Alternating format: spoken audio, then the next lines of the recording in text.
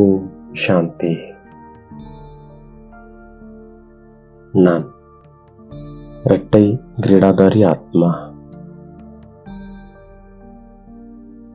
நான் தெய்வீகத்தன்மையுடைய ஆத்மா. நான் மகாவீர் ஆத்மா. நான் இப்பொழுது பாப்தாதாவை சந்திப்பதற்காக இந்த சரீரம் என்ற ஆடையிலிருந்து விடுபட்டு ஒரு ஃபரிஸ்தாவாக வதனத்தை நோக்கி பயணம் செய்கின்றேன். வதனத்தில் என்னை சந்திப்பதற்காக பாப்தாதா ஆவலோடு காத்துக் கொண்டிருக்கின்றார். நான் மெல்ல மெல்ல அவருடைய அருகாமையில் செல்கின்றேன். நான் பாப்தாதாவிடமிருந்து ஆன்மீக சக்திகளை பெற்றுக்கொண்டிருக்கின்றேன். இப்பொழுது பாப்தாதா என்னோடு ஆன்மீக உரையாடல் செய்கின்றார். இன்று பாப்தாதாவினுடைய அன்பு மற்றும் சிநேகத்தில் மூழ்கியிருக்கும் குழந்தைகளை பார்த்து கொண்டிருக்கின்றார். ஒவ்வொரு குழந்தையும் பரமாத்மா மீது கொண்ட அன்பில் பிரகாசித்துக் கொண்டிருக்கிறார்கள். இன்று பாப்தாதா தன்னுடைய குழந்தைகளுக்கு புதிய வாழ்க்கைக்கான, புதிய யுகத்திற்கான குடும்பம் மற்றும் தந்தையுடன் சந்திப்பிற்கான வாழ்த்துக்களை கொடுத்து கொண்டிருக்கின்றார். இன்று நீங்கள் சங்கமிகத்தில் இருக்கின்றீர்கள். மேலும் மிக விரைவில் ஒளிமயமான ஆடையை அணியப் போகிறீர்கள். நீங்கள் உங்கள் முன்னால் உள்ள பழைய உலகிற்கு விடை பெறுகிறீர்கள். ஆனால் புதிய உலகிற்கு வாழ்த்துக்கள் கொடுத்து கொண்டிருக்கிறீர்கள். இன்று பாப்தாதா உங்களுக்கு உங்களது பழைய சுபாவம் மற்றும் சம்ஸ்காரங்களுக்கு விடை கொடுத்துவிட்டு புதிய உலகிற்கு செல்வதற்கான பரிசை வழங்குகின்றார். நாம் தான் அந்த பொன்னான உலகத்திற்கு அதிகாரிகளாக ஆகிக் கொண்டிருக்கிறோம் என்ற நஷா உங்களுக்கு இருக்கின்றது தானே என்று பாப்தாதா கேள்வி கேட்கின்றார். நானும் ஆம் தந்தையே என்று பதில் கூறுகின்றேன். ஒவ்வொரு குழந்தைக்கும் தந்தையின் கட்டளை என்னவெனில் அனைத்து ஆத்மாக்களுக்கும் தந்தையின் ஆஸ்தியான இந்த பொன்னான உலகத்தை பற்றிய செய்தியை சொல்லி அவர்களுக்கும் இந்த பரிசை வழங்க வேண்டும் என்பதாகும். உங்களிடம் புதிய உலகத்திற்கான பரிசு, மேலும் குணங்களின் பொக்கிஷம், சக்திகளின் பொக்கிஷம், ஸ்வமான்களின் பொக்கிஷம் என்று அனைத்தும் இருக்கின்றன. எனவே அனைவருக்கும் ஏதோ ஒரு குணத்தையும் சக்தியையும் பரிசாக வழங்குங்கள். நாலாபுறமும் உள்ள துக்கத்தில் உள்ள ஆத்மாக்களுக்கு இப்போது தந்தை வந்துவிட்டார். இனி அழிவற்ற ஆஸ்திக்கு அதிகாரியாகுங்கள் என்ற செய்தியை ஒவ்வொரு ஆத்மாவிற்கும் கொடுங்கள். குழந்தைகளின் சேவையை பார்த்து பாப் தாதா குஷியடைகின்றார். எந்த ஒரு மூலையிலும் இருப்பவர்களுக்கும் இந்த செய்தி சென்றடைவதை உறுதி செய்யுங்கள்.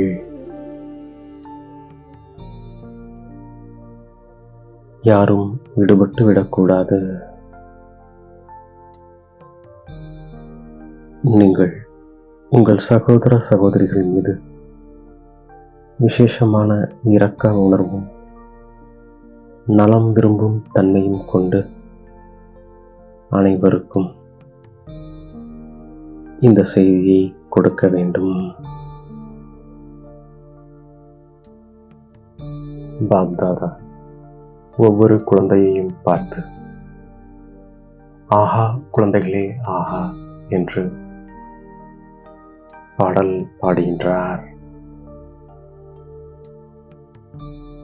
நீங்கள் அதிர்ஷ்டசாலிகள், ஏனெனில் நேரம் முடிவடைவதற்கு முன்பே தந்தை உடையவராக ஆகிவிட்டீர்கள்.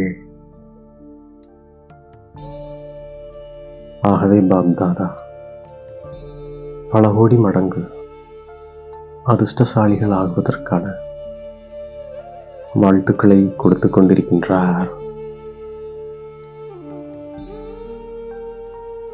ஒவ்வொருவரின் உள்ளத்திலும் நாம் பாப்சமான் ஆகக்கூடியவர்கள் என்ற உற்சாகம் லட்சியம் இருக்கின்றது. ஆகவே இப்போது பாப் தாதா லட்சியத்திற்கு ஏற்ற லட்சணத்தையும் பாப் தாதா பார்க்க விரும்புகின்றார். தேக அபிமானத்தில் வருவது இயற்கையான இயல்பாக இருப்பது போன்று தேகி அபிமானி ஆகுவதும் இயற்கையான இயல்பாக இருக்க வேண்டும்.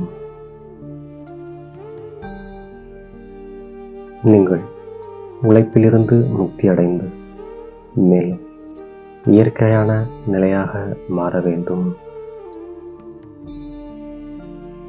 இதைத்தான் லட்சியம் லட்சணமும் சமமாக இருத்தல் என்று சொல்லப்படுகின்றது.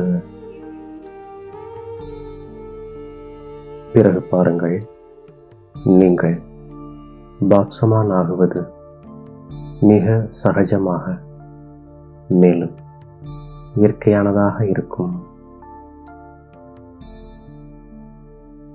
எனவே பாப்சமானாக விரும்புகின்றீர்கள் எனும்போது சோதனை செய்யுங்கள். அதாவது எண்ணம், சொல் மற்றும் செயல்களுக்கான பொறுப்புகள் இருந்தாலும் நான் செய்பவனாக கருவியாக இருக்கின்றேன். செய்விப்பவர் எஜமானர் சிவ தந்தையாவார் என்று. எனவே லட்சியம் மற்றும் லட்சணத்தை சமமாக ஆக்குங்கள். இப்பொழுது மாயையின் பல்வேறு ரூபங்களுக்கும் முழுமையாக விடை கொடுத்து விடுங்கள்.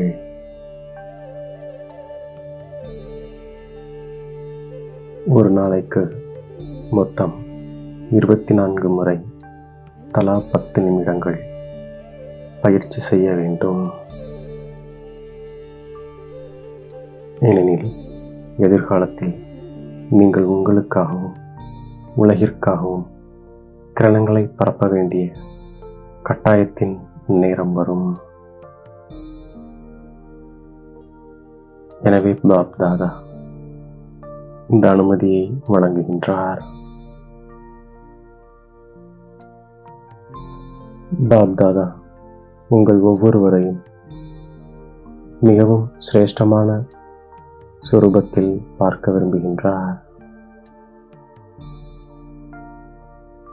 இப்பொழுது இந்த சோமான்களின் மாலை சங்கமிகத்தின் கொடையாகும். எனவே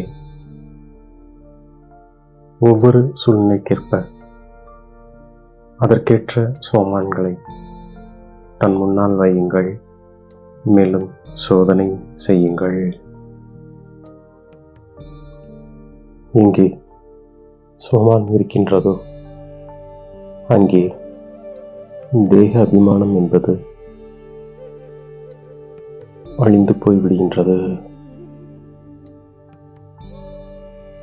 எப்படி சோமான் என்பது பொக்கிஷமோ அப்படி ஒவ்வொரு சக்தியையும் ஒவ்வொரு குணத்தையும் காரியத்தில் பயன்படுத்துங்கள்.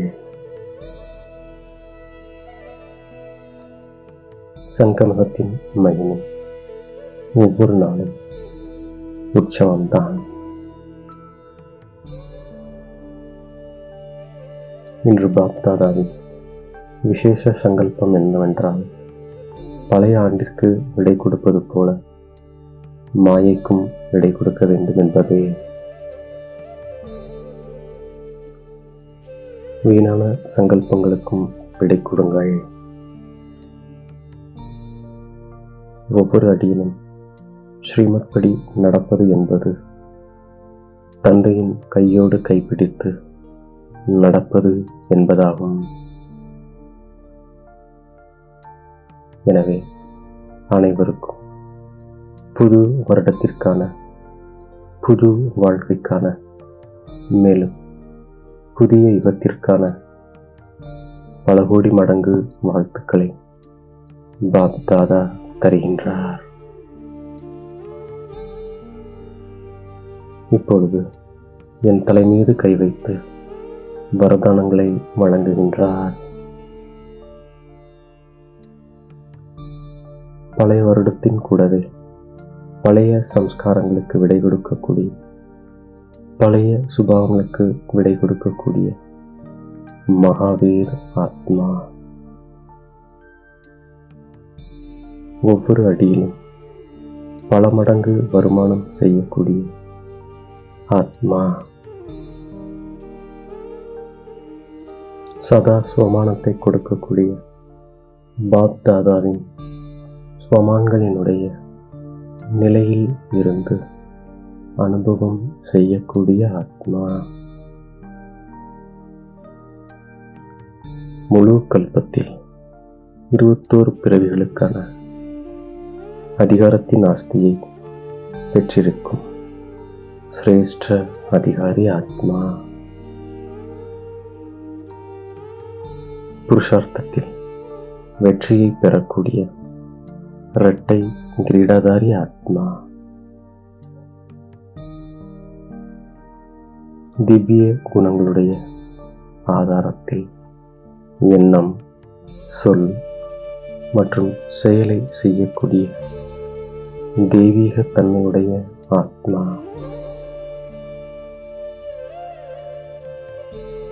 மகான் ஆவதற்காக இனிமை மற்றும் பணிவு என்ற குணத்தை தாரணை செய்கின்ற ஆத்மா.